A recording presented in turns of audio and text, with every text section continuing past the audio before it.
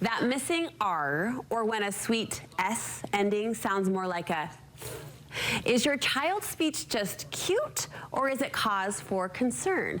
Many parents wonder when to worry about sound errors or unclear speech. It's a question that speech therapist Ashley Christensen hears all of the time. It's good to see you. Great to see you too. So can we start with that big question? When do speech errors become something that I should not just smile at or giggle at or record, but I should sit up and pay attention to? Really, really great question. You get to enjoy all those speech sound errors really up until they're about 2, 2.5, at what point we can kind of, most kids by age 3 have a lot of their sounds developed and should be understood by familiar adults in their life. Okay. So if your child has a really hard time being understood by others around 2.5, 3, that is when it should kind of be a little bit of a, ooh, I should look into this. And I appreciate that you said the relationship, because of course a mom, a dad, a grandma, they can decipher that 2-year-old's babble all day long, but it's the outside ears by 3 that should be able to understand clearly. Starting to understand that so that when they're in preschool and things like that. Okay, so as we look at red flags specifically, you say consistency plays a role in this.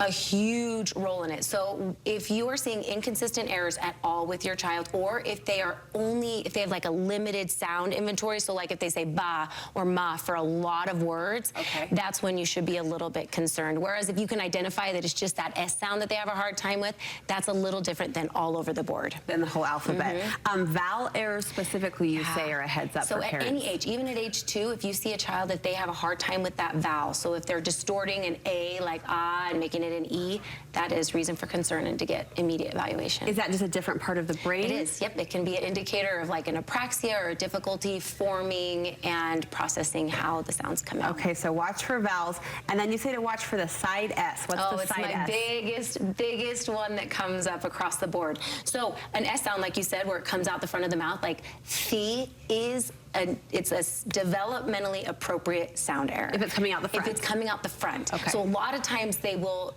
kind of start to correct it. You'll start to notice that tongue is starting to come back more and more. You'll see that progress. If there's any side flow for like shen or shit for sun and sit, any side flow for like keys, shani, that's never developmentally appropriate and it should be worked on. Is early intervention always helpful, Ashley? Oh, it is. It's always the coolest thing to watch because kids, if they can understand from an early age, oh, it sounds a little different than what my mom sounds like or what my friends sound like. And if they can kind of cue into that and have some simple tricks to know exactly what to do with their mouth earlier on, it's amazing what can happen super fast. And let's quickly talk resources. What are some community resources that parents can access right away? The most popular ones that I don't hear enough is early intervention. If you are concerned about your child early on, 0 to 3, Google your county's name, early intervention, and they come to your home. It's incredible. And a lot of times, since it's a state and nation-funded program, it's paid for outside of your insurance as well, which is amazing. You can also access school-based speech therapy. One of the biggest things I like to remind parents of, if your child does not qualify for speech services, it doesn't mean they don't need it. It just means they're not moderately to severely impaired or there's not an academic impact documented.